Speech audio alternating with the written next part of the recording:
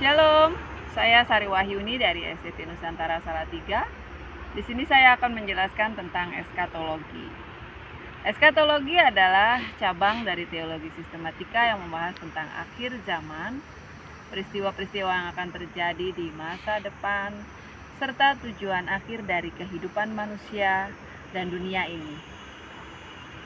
Secara umum, eskatologi berfokus pada dua hal utama: akhir dari sejarah dunia dan nasib akhir individu.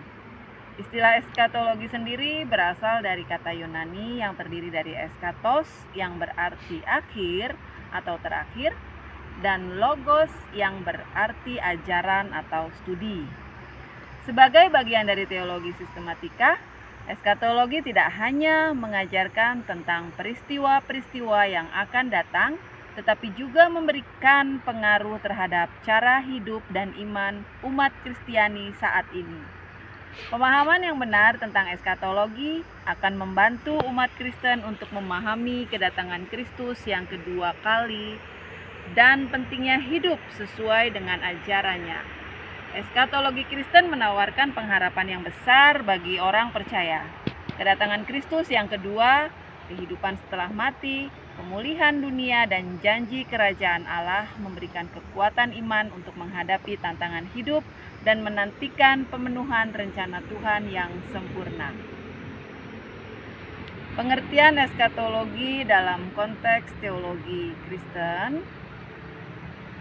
Pertama adalah kedatangan Kristus yang kedua kali.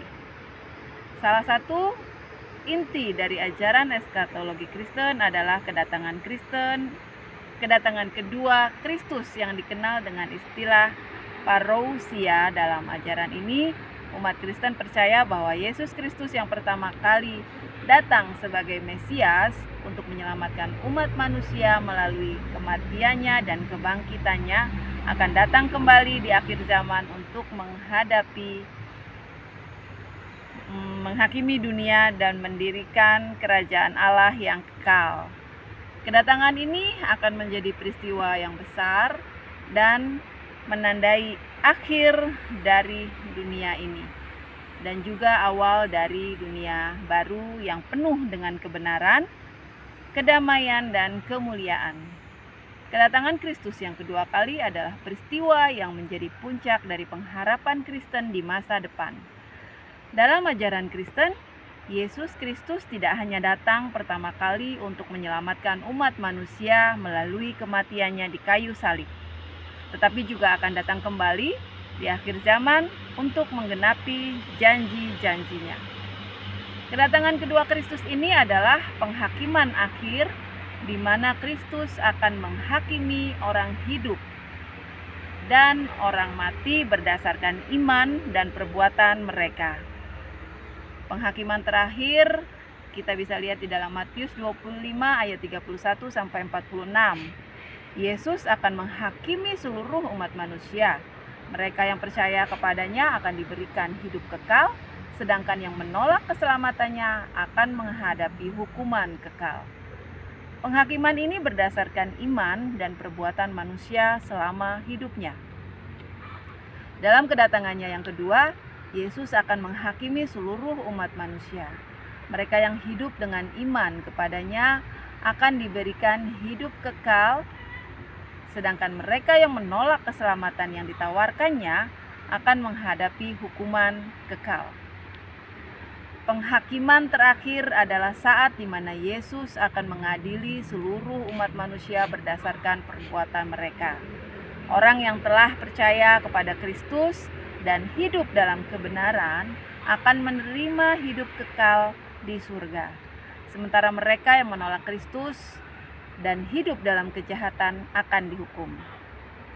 Penghakiman ini akan menentukan nasib kekal setiap individu dan tidak ada yang dapat menghindari perhitungan dengan Tuhan.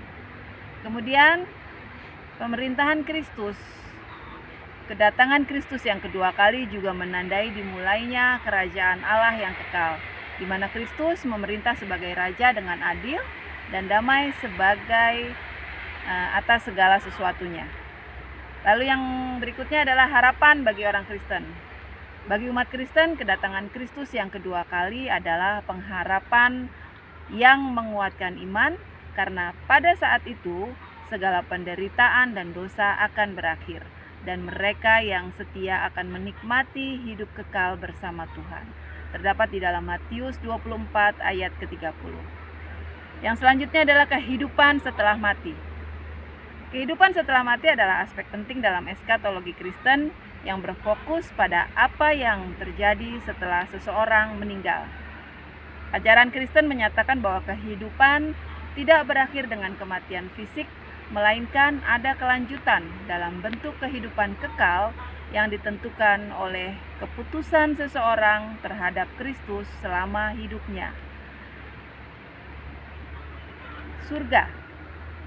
Di dalam Yohanes 14 ayat 2-3, surga adalah tempat kehidupan kekal yang penuh dengan kebahagiaan dan kehadiran Allah bagi mereka yang menerima keselamatan melalui iman kepada Yesus Kristus.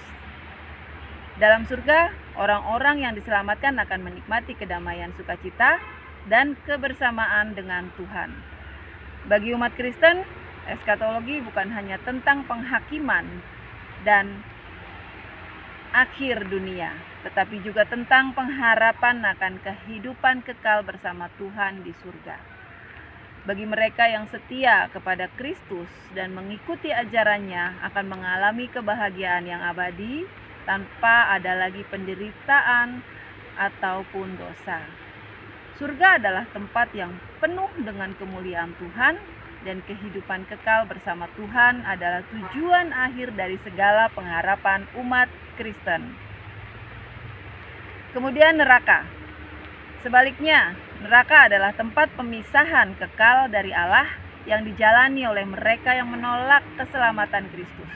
Dalam pandangan Kristen, neraka bukan hanya tempat penderitaan fisik, tetapi juga penderitaan rohani akibat pemisahan abadi dari Tuhan. Kebangkitan orang mati. Di dalam 1 Tesalonika 4 ayat 16-17, ajaran Kristen mengajarkan bahwa pada akhir zaman akan ada kebangkitan orang mati, di mana semua orang, baik yang benar maupun yang jahat, akan dibangkitkan. Mereka yang telah mati dalam Kristus akan dibangkitkan untuk hidup kekal, sementara mereka yang menolak Kristus akan menerima hukuman kekal. Kebangkitan orang mati adalah salah satu doktrin utama dalam eskatologi Kristen yang mengajarkan bahwa semua orang yang telah meninggal akan dibangkitkan pada akhir zaman untuk menerima penghakiman. Bagi umat Kristen, kebangkitan ini adalah kebangkitan tubuh untuk hidup yang kekal. Mereka yang hidup di dalam Kristus akan dibangkitkan untuk hidup bersama Tuhan selamanya, sementara yang tidak percaya akan menghadapi hukuman kekal. Keadaan dunia pada akhir zaman. Eskatologi juga berbicara tentang keadaan dunia pada akhir zaman, yaitu apa yang akan terjadi dengan dunia fisik dan seluruh ciptaan ketika waktu mencapai akhirnya. Menurut ajaran Kristen, dunia ini meskipun baik pada penciptaannya, namun telah jatuh ke dalam dosa akibat perbuatan manusia pertama. Namun pada akhir zaman akan ada pemulihan dan pembaharuan dunia yang akan terjadi. Dengan kedatangan kerajaan Allah, yaitu penciptaan baru, salah satu aspek penting dari eskatologi Kristen adalah pengajaran tentang penciptaan baru. Dunia yang rusak oleh dosa akan dipulihkan dan diperbaharui. Alkitab mengajarkan bahwa langit dan bumi yang lama akan digantikan dengan langit dan bumi yang baru, yang bebas dari dosa, penderitaan, dan kematian. Pada akhir zaman, kerajaan Allah akan datang secara penuh. Ini adalah pemerintahan Tuhan yang sempurna, di mana Kristus akan memerintah di dunia yang telah dipulihkan, dan umat manusia akan hidup dalam damai dan kesatuan dengan Tuhan. Kerajaan Allah ini adalah tujuan akhir dari sejarah dunia dan kehidupan manusia. Kerajaan Allah adalah aspek sentral dari eskatologi Kristen. Setelah kedatangan Kristus yang kedua, Tuhan akan mendirikan kerajaannya yang sempurna dan kekal. Dunia yang lama dengan segala penderitaannya akan digantikan dengan dunia baru yang tidak ada lagi dosa, penderitaan, ataupun kematian. Kerajaan Allah ini akan menjadi tempat kedamaian, kebenaran, dan kebahagiaan yang abadi. Tempat di mana umat manusia yang diselamatkan akan hidup dalam persekutuan dengan Tuhan. Tanda-tanda kiamat. Di dalam Matius 24 ayat 6-8, Alkitab mengajarkan bahwa sebelum kedatangan Kristus yang kedua akan ada tanda-tanda kiamat yang menunjukkan bahwa akhir zaman sudah dekat. Termasuk peristiwa-peristiwa yang mengguncang dunia seperti perang, bencana alam, penganiayaan terhadap orang Kristen, dan kedatangan anti-Kristus. Sebelum kedatangan Kristus akan ada tanda-tanda akhir zaman seperti penganiayaan terhadap orang Kristen. Kedatangan anti-Kristus penting untuk dicatat bahwa meskipun ada tanda-tanda yang menunjukkan kedatangan Kristus yang kedua, tidak ada yang tahu hari atau jamnya. Dalam Matius 24 ayat 36. Peran antikristus dan pencobaan akhir zaman. Di dalam 2 Tesalonika 2 ayat 3-4, antikristus adalah pemimpin jahat yang akan muncul di akhir zaman untuk menyesatkan banyak orang dan melawan Kristus. Ia akan menuntut penyembahan dan menyebabkan penderitaan besar yang dikenal sebagai Great Tribulation. Pada akhirnya, Kristus akan mengalahkan antikristus dan segala kuasa kejahatan, membawa kemenangan bagi kerajaan Allah. Pentingnya memahami eskatologi. Kita mengerti eskatologi bukan hanya soal merencanakan masa depan, tetapi tentang bagaimana ajaran ini memberikan dampak pada kehidupan sehari-hari umat Kristen. Istilah dan konsep yang terkait dengan eskatologi. Berikut ini beberapa pengertian dari istilah-istilah penting dalam eskatologi beserta ayat-ayat yang relevan. Pertama adalah antikris. Antikris adalah sosok yang dikatakan akan muncul di akhir zaman untuk menentang Kristus dan memimpin pemberontakan besar terhadap Allah dan umatnya. Antikris sering dikaitkan dengan kekuatan yang jahat yang berusaha menyesatkan seluruh umat manusia. Ini terdapat di dalam 1 Yohanes 2 ayat yang ke-18, juga di dalam 2 Tesalonika 2 ayat 3-4. Pengangkatan atau rapture. Pengangkatan atau rapture adalah peristiwa di mana umat Kristen yang hidup dan yang telah mati dibangkitkan dan diangkat ke surga untuk bertemu dengan Kristus pada kedatangannya yang kedua kali. Pengajaran ini terkait erat dengan premilenialisme dan sering kali dianggap sebagai peristiwa yang terjadi sebelum atau di tengah-tengah masa tribulasi. Terdapat di dalam 1 Tesalonika 4 ayat 16-17, juga di dalam Filipi 3 ayat 20-21. Yang selanjutnya adalah tribulasi. Tribulasi adalah masa penderitaan besar yang diyakini akan terjadi sebelum kedatangan Kristus yang kedua kali. Masa ini akan dipenuhi dengan penganiayaan, kehancuran, dan kekacauan di bumi yang berhubungan dengan pemerintahan antikris. Di dalam Matius 24 ayat 21, juga di dalam kitab Wahyu 7 ayat 14, jelas dikatakan di sana. Milenium adalah periode 1000 tahun di mana Kristus memerintah di bumi. Menurut pandangan premilenialisme, dalam amilenialisme, milenium dipahami sebagai periode simbolik yang menggambarkan pemerintahan Kristus yang sudah dimulai dan berlangsung sepanjang zaman gereja. Terdapat di dalam Wahyu 20 ayat 4 dan juga Lukas 1 ayat 32-33. Yang selanjutnya adalah kedatangan Kristus kedua kali. Kedatangan Kristus yang kedua kali adalah peristiwa di mana Yesus Kristus akan kembali ke dunia untuk menghakimi umat manusia, mengalahkan musuhnya dan mendirikan kerajaannya yang kekal. Di dalam Matius 24 ayat 30 dan Wahyu 19 ayat 11 sampai 16. Yang selanjutnya adalah langit baru dan bumi baru. Langit baru dan bumi baru merujuk pada pemulihan total yang akan terjadi setelah penghakiman terakhir. Allah akan menciptakan dunia baru yang tidak ada lagi penderitaan, kesedihan maupun dosa. Jelas dikatakan dalam Wahyu 21 ayatnya yang ke-1 sampai ke-4. Yang selanjutnya adalah istilah Armageddon. Armageddon adalah tempat pertempuran terakhir antara pasukan Kristus dan pasukan antikris yang akan terjadi sebelum Kristus mengalahkan kekuatan jahat dan mendirikan kerajaannya di bumi. Jelas dikatakan di dalam Wahyu 16 ayat 16, kemudian Wahyu 19 ayat 19 sampai 21.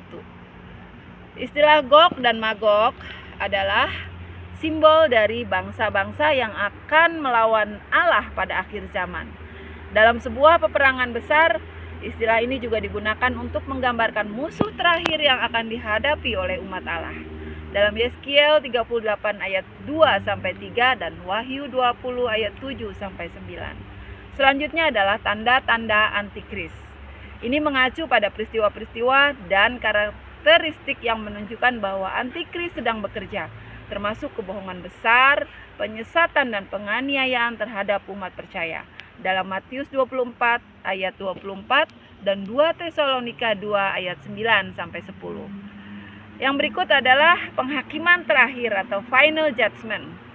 Penghakiman terakhir adalah peristiwa di mana setiap orang akan dihakimi oleh Tuhan berdasarkan tindakan dan kepercayaan mereka. Ini adalah penghakiman terakhir yang menentukan nasib kekal seseorang, apakah masuk ke dalam hidup kekal atau kebinasaan kekal.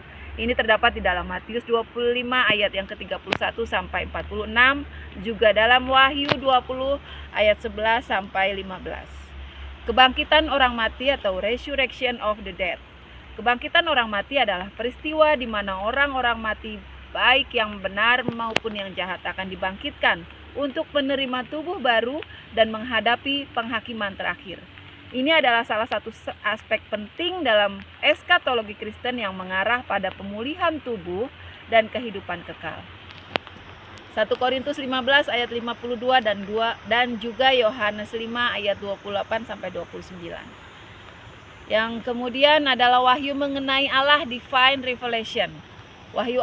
Wahyu adalah pengungkapan ilahi yang membawa umat manusia kepada pemahaman tentang rencana Allah untuk dunia, terutama mengenai akhir zaman. Dalam konteks eskatologi, wahyu ini seringkali menyampaikan tanda-tanda dan peringatan-peringatan yang mengarah pada kedatangan Kristus yang kedua kali. Dalam Daniel 12 ayat 4 dan Wahyu 1 ayat 1 sampai 3. Yang berikutnya adalah gerakan penyebaran Injil atau Great Commission. Sebelum kedatangan Kristus yang kedua kali, ada tugas besar yang diberikan kepada gereja untuk memberitakan Injil ke seluruh dunia yang disebut juga sebagai perintah agung. Penyebaran Injil ini berhubungan dengan penggenapan rencana Allah bagi keselamatan umat manusia. Dalam Matius 28 ayat 18 sampai 20 dan Markus 13 ayat 10. Pernyataan antikris atau manifestation of the Antichrist. Pernyataan antikris adalah proses munculnya antikris ke dunia yang menyebabkan penyesatan besar-besaran dan penganiayaan terhadap umat Kristen. Proses ini seringkali dikaitkan dengan pemerintahan jahat yang bertindak menentang Allah dan kebenarannya. Ini juga terdapat di dalam 1 Yohanes 2 ayat 18 dan 2 Tesalonika ayat 2 pasal 2 ayat 3 sampai 4. Yang selanjutnya adalah pencurahan Roh Kudus, outpouring of the Holy Spirit. Pencurahan Roh Kudus adalah peristiwa di mana Allah mencurahkan Roh-Nya untuk memberdayakan umatnya agar dapat hidup dalam kesetiaan. Pemberitaan Injil dan persiapan menyambut kedatangan Kristus yang kedua kali.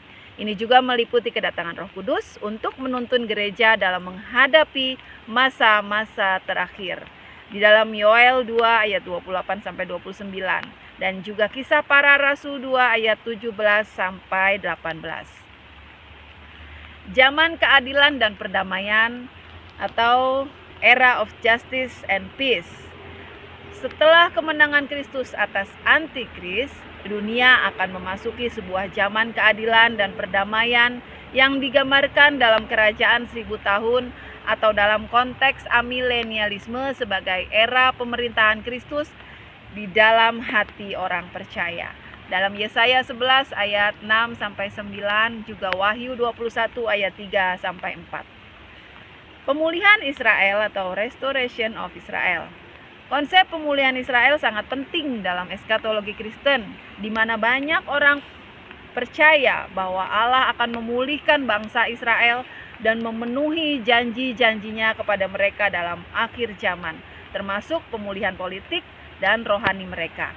Ini ada di dalam Yeskiel 36 ayat 24-28, juga Roma 11 ayat 25-27. Jadi, kesimpulan dari eskatologi ini adalah konsep-konsep dalam eskatologi Kristen menggambarkan bahwa peristiwa besar akan terjadi di akhir zaman di mana segala sesuatu akan dipulihkan oleh Allah. Konsep-konsep ini berhubungan erat dengan harapan akan kedatangan Kristus yang kedua kali, penghakiman terakhir dan pemulihan dunia, serta umat manusia dalam kerajaannya yang kekal. Pengajaran ini memberikan umat Kristen pengharapan dan kekuatan untuk hidup setia, menghadapi kesulitan hidup dan menantikan pemenuhan janji-janji Allah di masa depan. Setiap istilah dan peristiwa dalam eskatologi Kristen semuanya mengarah pada gambaran keseluruhan tentang akhir zaman. Kedatangan Kristus yang kedua kali membawa pemulihan, penghakiman dan pembaharuan dunia. Konsep-konsep ini memberikan umat Kristen pandangan tentang harapan dan penderitaan yang akan datang, serta bagaimana Allah akan menuntaskan karyanya dalam sejarah umat manusia. Dengan memahami berbagai konsep dalam eskatologi Kristen ini, kita sebagai umat Kristen dapat lebih mengerti bagaimana setiap peristiwa besar di akhir zaman saling berkaitan dan membentuk gambaran yang utuh tentang tujuan akhir sejarah dunia. Hal ini memberikan perspektif yang lebih jelas tentang masa depan yang dipenuhi dengan harapan akan kedatangan Kristus dan pemulihan seluruh ciptaan Allah. Tuhan Yesus memberkati. Shalom.